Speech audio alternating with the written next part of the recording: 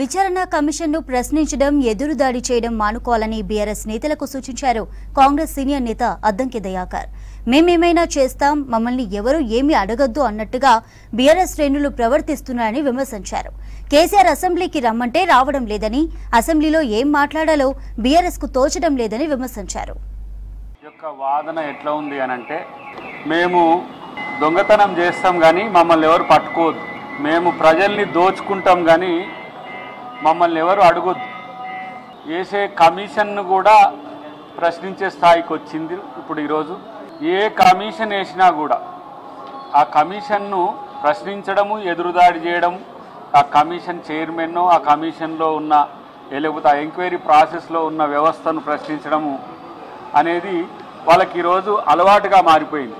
నేను ఒక మాట అంటున్నా, కాంగ్రెస్ పార్టీగా హైకోర్టు చెప్పినట్టు ఇందాం.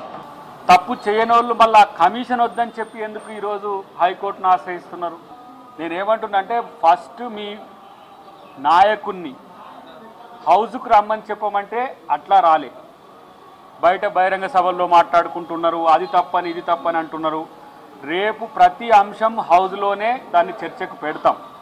ఈఆర్సీ ఇష్యూ కానీ, ఎలక్ట్రిసిటీ కొనుగోలు ఒప్పందాలు కానీ, ఛత్తీస్గఢ్ గవర్నమెంట్తో చేసుకున్న ఒప్పందాలు కానీ, ఈరోజు వాళ్లకు ఏది ఎత్తుకోవాలనో తెలుస్తలేదు, ప్రతిపక్షానికి ఏది ఎత్తుకోవాలనో తెలుస్తలేదు. ఇంతకుముందు కేసీఆర్ అన్నట్టు చూడండి, హౌస్లో మీకు ఏది ఎత్తుకోవాలనో తెలుస్తలేదు, ఏం చెయ్యాలనో తెలుస్తలేదు. మీ ఎమ్మెల్యేని కాపాడుకోవాలన్నా, ఇటు ప్రభుత్వాన్ని ప్రశ్నించాలన్నా, లేకపోతే రాజకీయ కుట్రల కోసం కొంతమంది వెనుకుండి కుట్రలు నడిపియాలన్నా, ఇవన్నీ కూడా మీ ఎత్తుగడల్లో మీరు ఫెయిల్ అవుతున్నారు. మేము ఇలా చూడండి, రైతు రుణమాఫీ చేసినాం.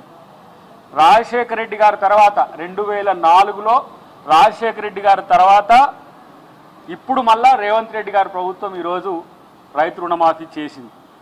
మధ్యన ఏ ఒక్క ముఖ్యమంత్రి కూడా దాన్ని చేయలేకపోయిన పరిస్థితి మీరు గమనించండి. దాని మీద ఒక ఏదో విషం జిమ్మినట్టు మాట్లాడతారు. ఆ రైతులకు ఇస్తారా, ఈ రైతులకు ఇస్తారా, వీళ్ళే కొర్రీలు పెట్టడం.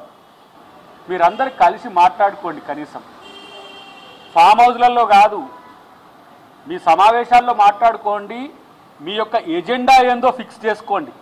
ఇప్పుడు ఫ్రీ బస్ పెట్టినాం అనుకోండి, ఫ్రీ బస్సు మంచిగా లేదు అని అంటారు.